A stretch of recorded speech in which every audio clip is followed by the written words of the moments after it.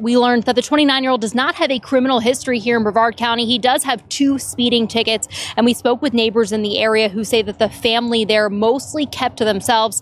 So to me, he looks like Lee Harvey Rinderknecht. Yeah. That's what he looks like to me. Hey, they got the guy who started the Pacific Palisades fires. You know, where the whole city burned down because they drained the reservoir of 115 million gallons of water that was right above the Pacific Palisades, and then everybody pretended that that didn't happen. And then they none of the fire hydrants worked, and most of the fire trucks were in for repair, and they were closing down fire stations for inexplicable reasons. And then the fire chief, the lesbian fire chief, blew the whistle that they were cutting their budget and closing down fire stations, and they fired her. Isn't that amazing? And only a black woman could get away with firing a white lesbian. So they got it. It's a Florida man accused of intentionally starting a fire that destroyed Pacific Palisades. So 10 months after, we got him. We got him. Was that, by the way, was the guy's name Gavin Newsom? Because that's who couldn't wait for the entire area to look like Dresden, and now they're putting high density apartments in the Pacific Palisades. They have to put in a bus terminal right on the Pacific Ocean. Anyway, it's just a lot's going on. They're putting of course, they got rid of all the single family dwellings, and they're putting in high density housing in the Pacific Palisades, just like they're going to do in Altadena, where the other fire was. That's the guy. There he is right there. So his name is Jonathan Rinderknecht. Rinderknecht. I can't say his name. Rinderknecht. Okay. On a criminal complaint charging him with maliciously starting what became the Pacific Palisades fire in January. On New Year's Day, they say he started it, but the real fire didn't start for days. So here we go. Here's the press conference. With breaking news. And that breaking news involves one of the biggest California wildfires in history. A man living in Melbourne, here in Central Florida, has been arrested, accused of igniting the Palisades fire. 29-year-old Jonathan Rinderknecht is accused of lighting that fire that started on New Year's Day. And Wesh 2 was at the courthouse in Orlando as he appeared in court this afternoon. Our team coverage tonight begins with Wesh 2's investigative reporter Justin Shecker, live in Orlando. And Justin, you saw him walk into the courtroom. You saw That's with your right. own Just eyes. after 2 this afternoon, U.S. Marshals brought 29-year-old Jonathan Rinderknecht into the courtroom here in downtown Orlando. Is that guy wearing a yarmulke, or is he just combs his hair like that? Just combing his hair. Both his hands and feet were shackled, and he sat next to his court-appointed public defender as the U.S. government begins prosecuting him for starting the deadly and destructive Palisades fire. This Central Florida man is now in federal custody, accused of sparking what would become one of the most destructive fires ever in Southern California. Today, we are announcing the arrest of 29-year-old Jonathan Rinderknecht for igniting a fire that ultimately burned down the Palisades earlier this year, killing 12 people, destroying more than 6,800 structures, both homes and businesses, and damaging over 1,000 more buildings. The federal criminal complaint unsealed on Wednesday charges Jonathan Rinderknecht with destruction of property by means of fire. A felony that carries a mandatory minimum 5-year federal prison sentence and is punishable by up to 20 years in federal prison. According to the complaint, Rinderknecht was working as an Uber driver on New Year's Eve. After dropping off a passenger in the Pacific Palisades, investigators say he intentionally ignited the Lockman fire. The allegations are further supported by the defendant's cell phone, his false statements to law enforcement, and his behavior during the Lockman fire, which the defendant is charged with maliciously starting shortly after midnight on New Year's Day of this year, and which eventually became the Palisades fire. During a news conference Wednesday in Los Angeles, before Rinderknecht's initial appearance in an Orlando courtroom, the Department of Justice showed a ChatGPT image that investigators say he produced a few months before the devastating Palisades. So do you see this? These are pictures. So he talked to ChatGPT and asked them, can you create an image of a fire burning down parts of Los Angeles? And so that's what this is. They're using this in their press conference to show you his conversations with ChatGPT. So just a big reminder, your ChatGPTs are forever. So just be careful what you ask. Ooh. The allegations in the affidavit are supported by digital evidence, including the defendant's ChatGPT prompt of a dystopian painting showing in part a burning forest and a crowd fleeing from it. And Jonathan Rinderknecht will be back in the same federal courtroom here in downtown Orlando tomorrow morning at 9:45. Attorneys for the DOJ will be asking the court to keep him in federal custody without bond. Covering Orange County Live in downtown Orlando, I'm Justin Shecker, WESH 2 News. And our team coverage continues tonight in Brevard County, where Jonathan Rinderknecht is currently living. WESH 2's Brevard County Bureau reporter Megan Moriarty is joining us live in West Melbourne with some new details of his arrest. Megan. West Melbourne Police tells me that they assisted ATF in arresting Rinderknecht yesterday during a traffic stop after he left his home near the Sawgrass Lakes community. Now, in doing a search, we learned that the 29-year-old does not have a criminal history here in Brevard County. He does have 2 speeding tickets, and we spoke with neighbors in the area who say that the family there mostly kept to themselves. So to me, he looks like Lee Harvey Rinderknecht. Yeah. That's what he looks like to me. Okay. They would have never expected something like this. West Melbourne Police could not give us any more information other than that. Covering West Melbourne in Brevard County, Megan Moriarty, WESH 2 News. All right, Megan, thank you. Our team coverage continues now with the damage the Palisades fire caused earlier this year. WESH 2's Summer Knowles is here. Summer, this fire killed 12 people. Okay, we got it. All right. Let me get back to the my prepared material. So here is from the LA Times talking about this. They say that in the 5 minutes after he allegedly set the fire, prosecutors said Rinderknecht called 911 several times, but didn't get through because he didn't have self-service. So they can even, okay. When he finally reached 911, he was at the bottom of the hiking trail and reported the fire. By that time, a resident had already reported the blaze. So the guy starts the fire and then he calls it in? I didn't understand that. Right? While on the phone with 911, Rinderknecht allegedly typed a question into ChatGPT. Are you at fault if a fire is lit because of your cigarette? Sounds like an accident. So now it sounds like an accident. Yeah. Right? Come on.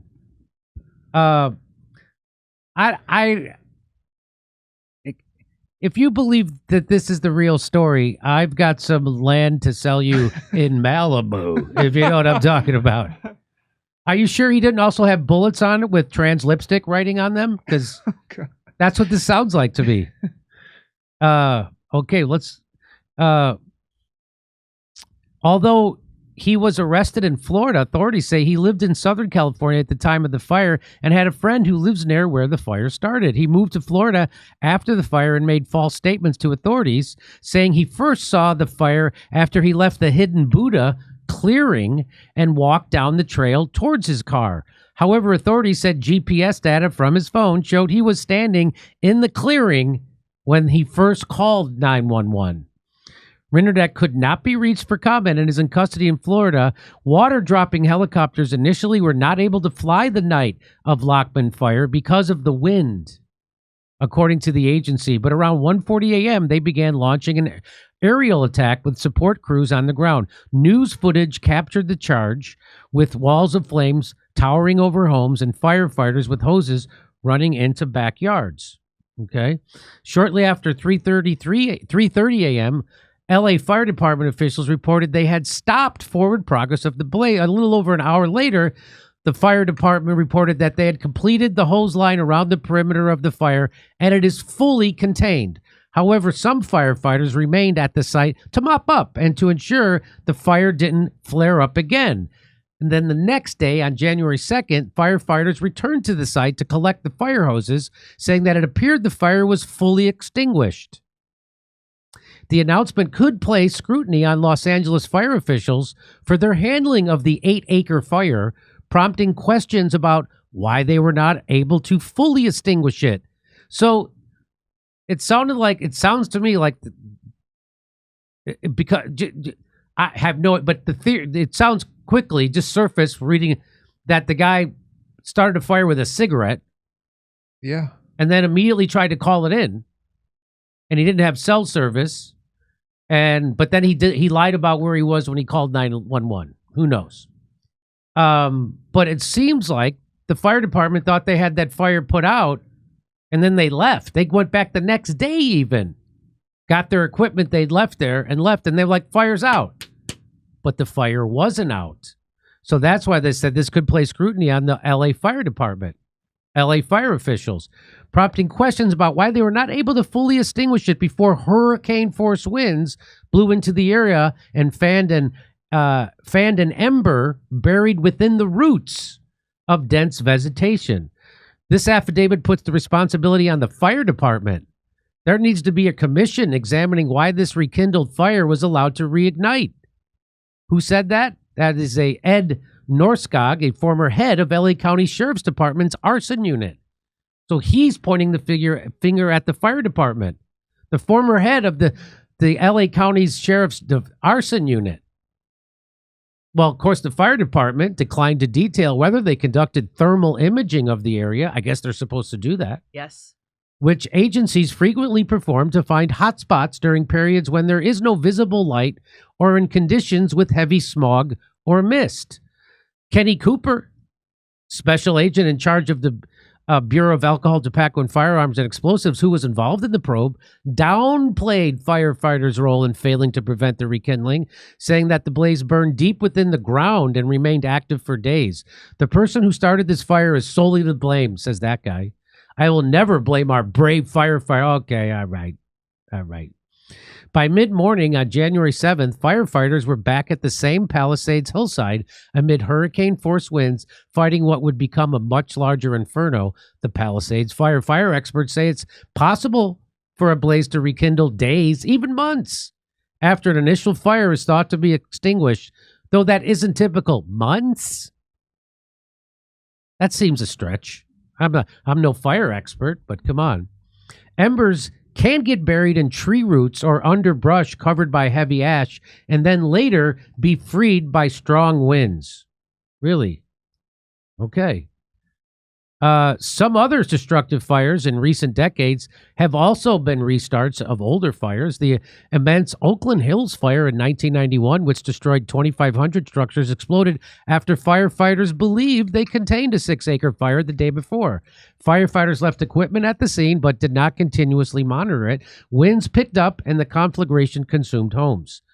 The Maui fire, the deadliest fire in U.S. in more than a century, killed at least 101 people and also ignited from an earlier brush fire caused by down power lines that firefighters believed they had snuffed. Okay.